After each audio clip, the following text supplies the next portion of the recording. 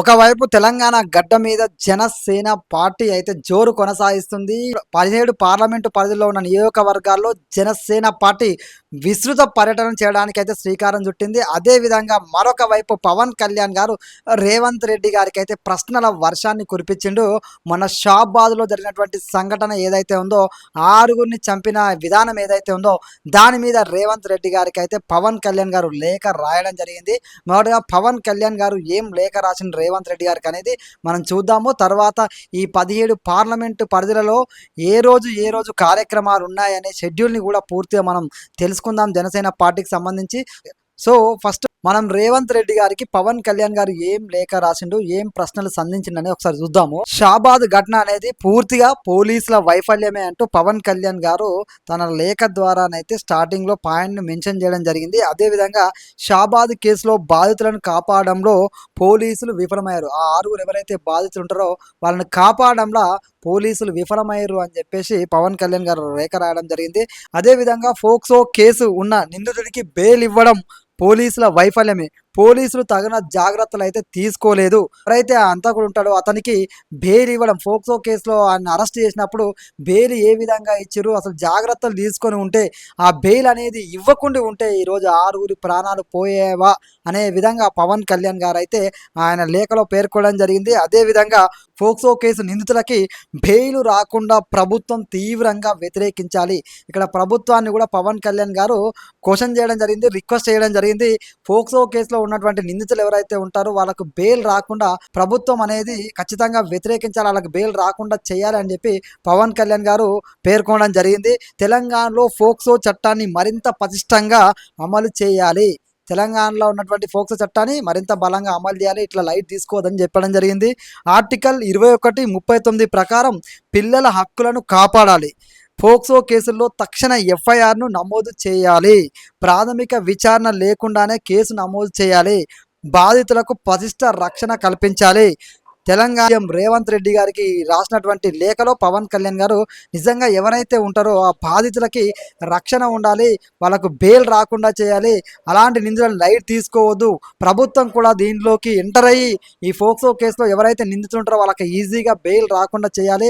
ఖచ్చితంగా ప్రాణాలు పోతున్నాయి, ఆ ప్రాణాలను కాపాడాల్సిన బాధ్యత అనేది. ఎందుకంటే ఒక కేసు పెడితే ఆ కేసు మీద లోపల వేయండి, ఫోక్సో కేసు లాంటి బలమైన కేసు పెడితే కూడా ఆ బెయిల్ తెచ్చుకొని బయటకు వచ్చి వాళ్ళని చంపేసి స్టేజ్ పోతుందంటే ఇంకొకరు కేసు పెట్టడానికే భయపడే విధంగా చేసిన ఘటన ఉందని చెప్పేసి పవన్ కళ్యాణ్ గారు ఆవేదన వ్యక్తం చేస్తూ రేవంత్ రెడ్డి గారికి అయితే ఒక లేఖను రాయడం అయితే జరిగింది. పవన్ కళ్యాణ్ గారు తెలంగాణలో జనసేన పార్టీని పరుగులు పెట్టించింది, మరొక వైపు ప్రభుత్వాన్ని కూడా ప్రశ్నల వర్షాన్ని అయితే కురిపించినట్టుగా ఈ లేఖ ద్వారా మనకు అర్థమైంది.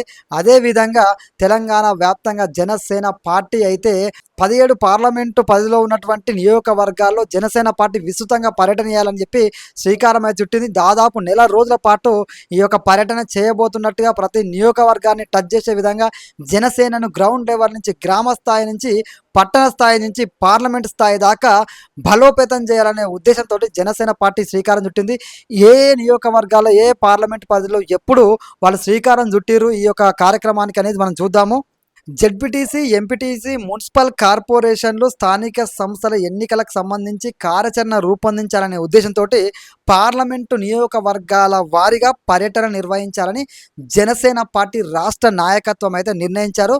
తెలంగాణ రాష్ట్రంలో జనసేన పార్టీని సంస్థాగతంగా బలోపేతం చేయాలని, పార్టీ విస్తరణ, కార్యకర్తలతో క్షేత్రస్థాయి సమావేశాలు, 12 ఏళ్ల నుంచి జనసేన పార్టీ కోసం గ్రామ స్థాయి నుంచి పార్లమెంట్ స్థాయి దాకా పనిచేసిన వాళ్ళందరినీ కలుపుకొని వాళ్ళ సలహాలు తీసుకొని పార్టీని బలోపేతం చేయాలని, వచ్చే ఎన్నికలకు సిద్ధం అవ్వాలని జనసేన పార్టీ పక్కా ప్లానింగ్ అయితే ఏర్పాటు చేసుకుంది.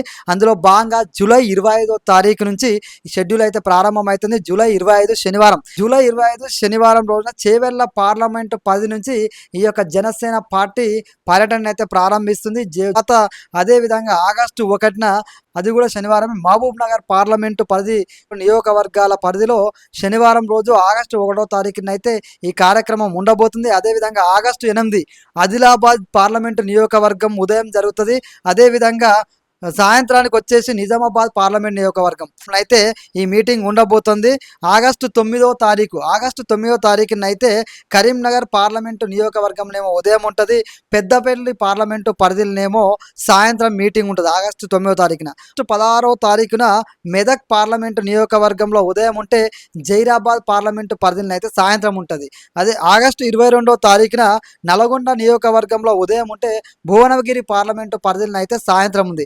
ఆగస్టు 23వ తారీఖున వరంగల్ పార్లమెంట్ నియోజకవర్గంలో పొద్దున మీటింగ్ ఉంటే సాయంత్రానికి మహబూబాద్ పార్లమెంట్ నియోజకవర్గంలో మీటింగ్ ఉంది.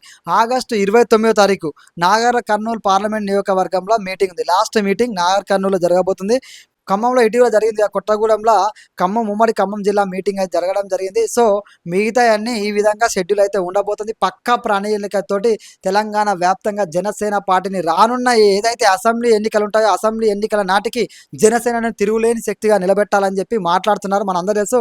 ఇప్పుడైతే పవన్ కళ్యాణ్ గారు తెలంగాణ గడ్డ మీద 2వ తారీఖున తెలంగాణ ఆవిర్భావ దినోత్సవం రోజు మీటింగ్ పెడతా అంటే అడ్డుకున్నారు. ఆయన ఏదైతే ప్రెస్ మీట్ పెట్టిండు ఆయన క్లియర్ కట్గా చెప్పిండు ఆయన ఉద్దేశాన్ని. అదేవిధంగా జనసేన పార్టీ కార్యాలయాన్ని కూడా హైదరాబాద్ గడ్డ మీద ప్రారంభించడం జరిగింది.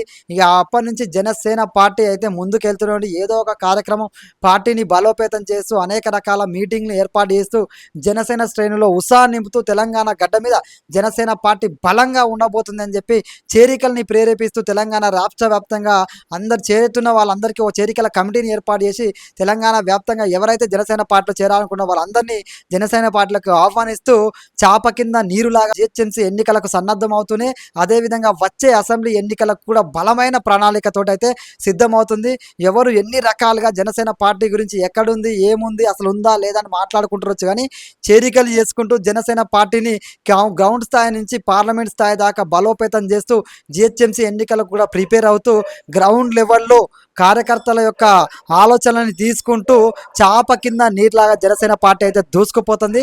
జనసేన పార్టీ మనల్ని ఎవర్రా ఆపేదని పవన్ కళ్యాణ్ డైలాగ్ ఏదైతుందో అదేవిధంగా చాప కింద నీరులాగా అయితే జనసేన పార్టీ విస్తరణ అయితే కొనసాగుతుంది. రానున్న రోజులలో జనసేన పార్టీ ఏ విధంగా తెలంగాణ గడ్డ మీద రాణిస్తుందో కూడా మనం చూడాలి. నిజంగా జనసేన పార్టీ శ్రేణులకైతే ఇది ఒక శుభ పరిణామం. తెలంగాణలో ఎప్పటి నుంచో కష్టపడుతున్న వాళ్ళని గుర్తించు అదేవిధంగా పార్టీని బలోపేతం చేస్తూ జనసేన పార్టీని ముందుకు తీసుకుపోవడం అనేది ఇది చాలా చాలా శుభ పరిణామం. చూడాలి రానున్న రోజులలో జనసేన పార్టీ తెలంగాణ గడ్డ మీద మరి అదరగొడుతుందా లేదా అనేది మీ అభిప్రాయాన్ని కూడా కామెంట్లో తెలియజేయండి. జై హింద్, జై తెలంగాణ, జై భారత్.